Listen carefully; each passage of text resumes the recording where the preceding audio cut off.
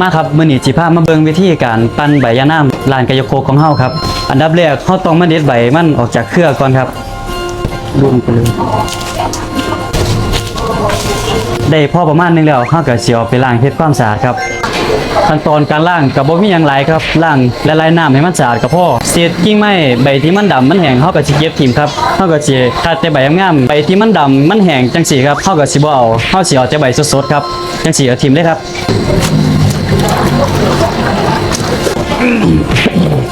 เฮาล้างเสร็จแล้วขั้นตอนต่อไปคือการปั่นครับใบยะนางเฮาบ่ได้มีสำนีเด้อครับอ้ายเพิ่นล้างไว้อยู่2หม้อบักใหญ่ใส่สำนีบ่พอดอกครับบ่ต้องใส่หลายเด้อครับปั่นแต่ละรอบเพราะว่าเครื่องปั่นผมมันเครื่องน้อยครับมันปั่นได้บ่หลาย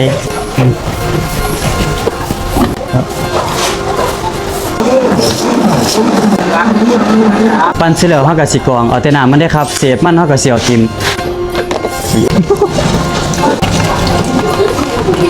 ปั่นใส่เครื่องแบบนี้บ่ต้องย่านว่าใบยะนางเฮาสิบ่เขียวได้ครับเบิ่งครับสียังเขียวสดอยู่คือเก่าเหมาะกับการเอาไปเฮ็ดแกงหน่อไม้ว่าสิเอาไปเฮ็ดอ้อมหอยซุปหน่อไม้ก็ได้ครับน้ำยะนางนอกจากสิมีความเข้มข้นแล้วยังเฮ็ดให้อาหารเฮากลมกล่อมแซ่บได้ล่ะครับวิธีนี้เหมาะมากเลยครับสำหรับผู้ใดที่ใส่น้ำยะนางหลายๆแบบร้านไก่โคของเฮา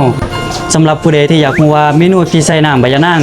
มันแซ่บและเข้มข้นขนาดใดมาลองกันได้เลยครับที่ร้านไก่โคทุกสาขา